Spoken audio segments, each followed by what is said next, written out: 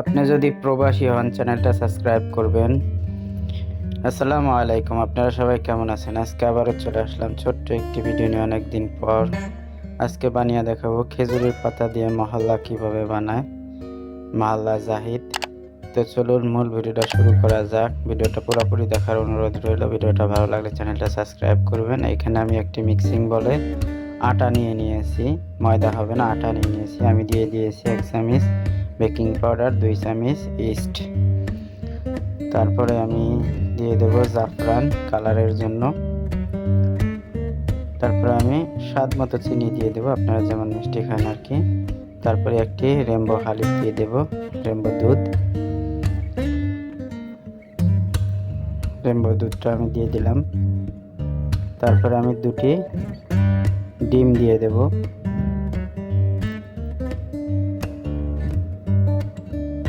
আমি 2টি ডিম দিয়ে দিলাম।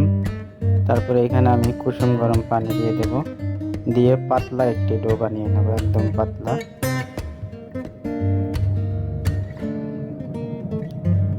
আমি এটা আপনাদের গুলিয়ে দেখাচ্ছি, দেখেন এরকম আমি পাতলা করে একটি ডো বানিয়ে নিয়েছি। এটা আমি একটা ব্লেন্ডারে ব্লেন্ড করে নেব।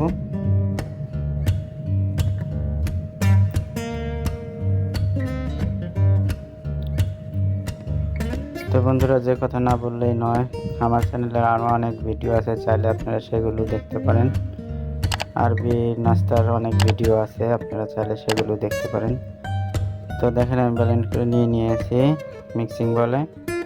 তারপর দেখেন আমি এই সাইজ করে একটি খেজুরি পাতা কেটে নিয়েছি। আমি কিভাবে বানাচ্ছি আপনারা দেখেন।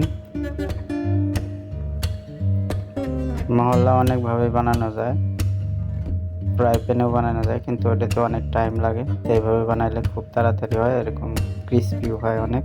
আমি যেভাবে বানিয়েছি এইভাবে বানাইলে আপনার 2-3 দিনেও আপনার এটা নরম হবে না।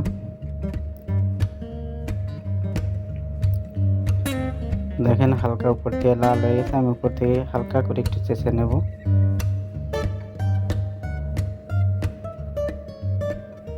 দেখেন এটা কিন্তু লাল হয়ে গেছে, তো আমি এটা এখন উঠিয়ে নেব।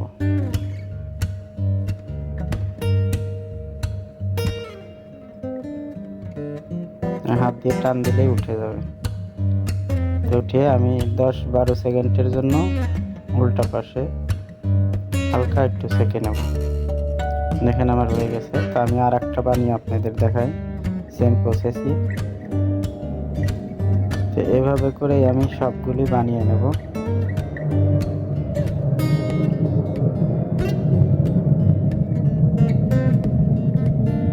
আপনারা চাইলে উপর দিয়ে সুগার পাউডারও দিতে পারেন বা ঘিও দিতে পারেন। তো এটা যে ওরা দিয়ে খাবে, তো এই কারণে আমি ঘি দিই নাই। ওরা মধু দিয়ে খায়, এই কারণে ঘি দিই নাই। এটা আপনারা চাইলে ফোল্ড করেও দিতে পারেন, তো আমি ফোল্ড করি নাই।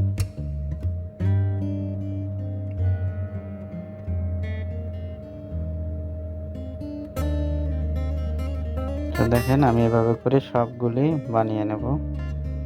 তো বানিয়ে আপনাদের দেখাচ্ছি কেমন হলো। একদম সহজ, আপনারা একবার ট্রাই করেন, খুবই সহজ রেসিপি। তো দেখেন আমি এভাবে করে সবগুলি বানিয়ে নিয়েছি। তো ভালো থাকবেন সবাই, ভিডিওটা ভালো লাগলে সাবস্ক্রাইব করুন। আসসালামু আলাইকুম রহমতুল্লাহ।